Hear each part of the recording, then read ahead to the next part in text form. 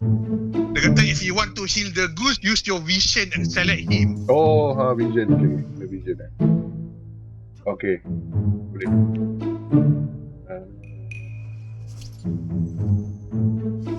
Nampak tak? Nampak kau tengah buat benda. Tak terima lepas tu cancel. Tengok. Katanya heal pada cancel heal. Tu kau nampak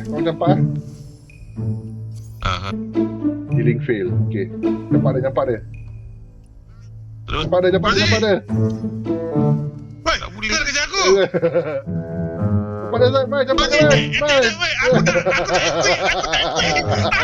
tak kau lagi aku macam mana kau nak bina? Tu. Woi, jauh betul. Sekarang dapat di sebelah sana. Kena sampai air Dalam air dapat air. Dapat air.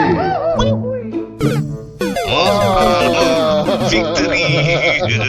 Bagus lah. Kelakar Baba berlakon. Dan lepas dah tengok anime, tengok balik Kondo Hero pun aku pasal satu benda. Dia ni macam typical MC ada harem. Tak ada lah, dia macam bodoh ni. Tak ada. Tapi ada ni kot, 2-3 perempuan suka dia kot. Ya ke? Aku ingat lagi yang anak murid pada ayah angkatnya pun ada 2 orang suka dia. Ya, suka nama dia pun Kontol Hero. Kotor. Lagi teruk kan aku.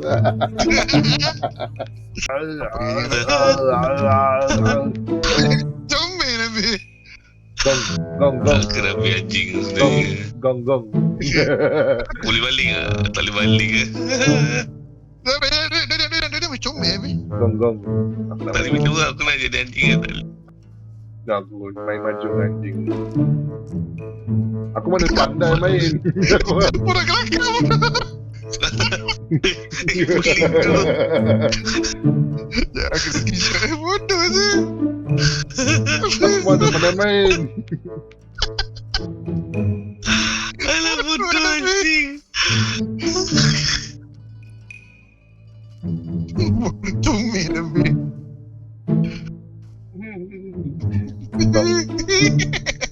Gong.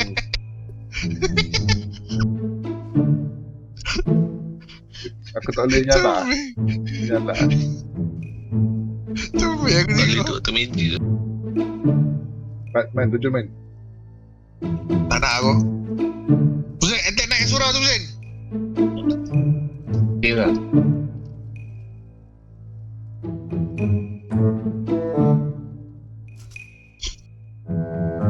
Kepala dia nyala.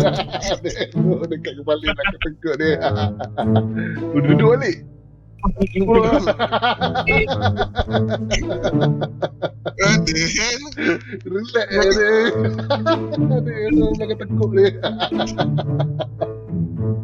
Ayo. Sikit man. Tu. Tu tak apa ni. Dia tak pasal ke aku yang tembak. Dia kata who's there tu je. Duduk balik. Aduh.